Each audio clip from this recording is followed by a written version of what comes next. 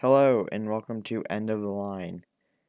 Today we'll be talking about the LNER B12 class, which is the first tender engine we'll be looking at. Well, let's get into the history of the class. In 1911, which I'll add is pre-grouping, the Great Eastern Railway needed to replace many aging 440s, and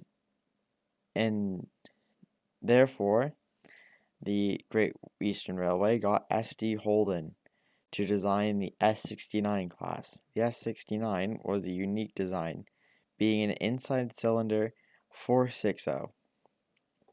Certain types were built with a Belpaire firebox, which is a half square shaped firebox. The class started construction at the GER's Stratford Works in London.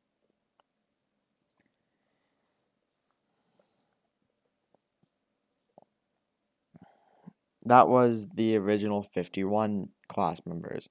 10 were built by Bayer Peacock and Company, and also the shipbuilders W.B. Beardmore and Co.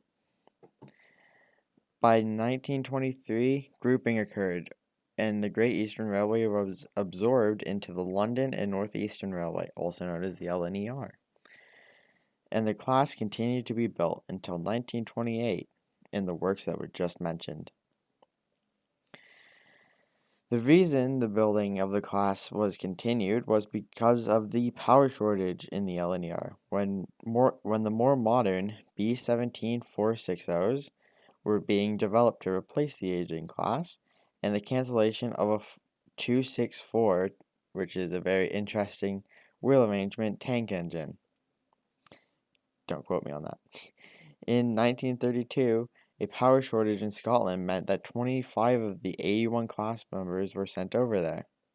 After 1 year, in 1932, the class was sent for a rebuild, where the design was altered to have larger boilers. And the class was reclassified, that's a tongue twister, to the B12/3 class, but none of the formerly mentioned Scottish class members got the rebuild.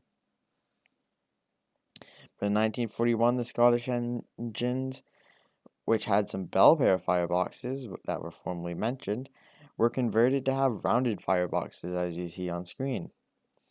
Let's go over the class's World War II careers. The class hauled ambulance trains for the United States Army, but most stayed in the United Kingdom. Well, some went across the European and African continents. Not Africa, sorry. And were fitted with new Westinghouse brake pumps. As this is becoming a theme with these videos, in 1948, nationalization occurred, and the B12s were surprisingly not scrapped, even though they are outdated by the time, with the odd inside cylinder design. But the withdrawals unfortunately started earlier than most. In 1945, one of the class was withdrawn, and it was downhill from there. With the last of the class being withdrawn in 1961. One continues in preservation at the North Norfolk Railway as number 8572. Well, thanks for watching.